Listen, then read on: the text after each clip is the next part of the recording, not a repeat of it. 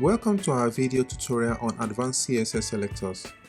In this video, we will explore the powerful CSS selectors that allow you to target and style specific elements on your web page with precision. Attribute selectors provide a flexible way to select elements based on their attributes.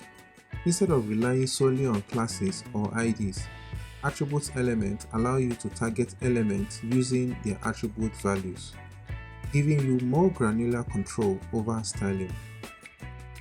Let's start with the attribute present selector. This selector targets elements that have a specific attribute. Regardless of its value, it's denoted by enclosing the attribute name in square brackets. In this example, we are selecting all anchor elements that have a target attribute, regardless of its value. So any anchor element with a target attribute will receive the style specified within the selector. Next up, we have the attribute value selector. This selector targets elements that have a specific attribute with a specific value. It's denoted by enclosing the attribute name and value in square brackets.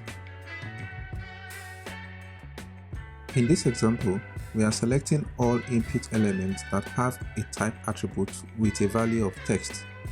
Only input elements with a type attribute matching the specific value will receive the style within the selector. Coming up next is the attribute substring value selector. This selector targets elements based on a substring within an attribute value. It's denoted by enclosing the attribute name and the substring in a square bracket with an operator. Looking at this example, we are selecting all anchor elements that have an href attribute starting with HTTPS. The correct symbol indicates that the attribute value should start with the specific substring. Only the anchor elements with href attributes matching the criteria will be styled accordingly.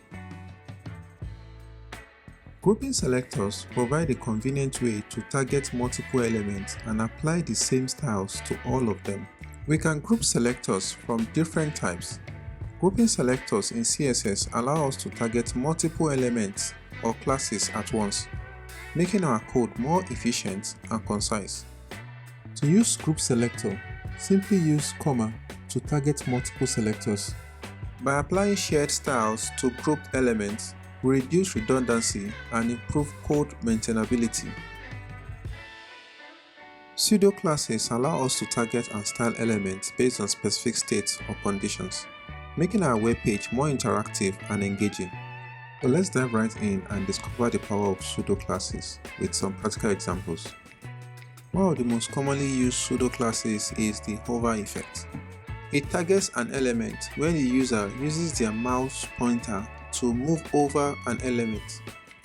In the example code above, you could see the effect of what happened immediately the user takes his mouse over the element. All the style that has been specified in the hover class is being implemented immediately the mouse passes over the element. The endChild pseudo class enables us to target specific child elements based on their position within a parent element. Let us explore using the following example. In this example, all odd items in this list will have a light gray background color.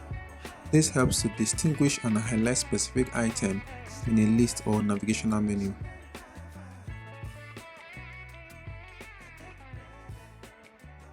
Thank you for staying to the end. I hope you enjoyed this video.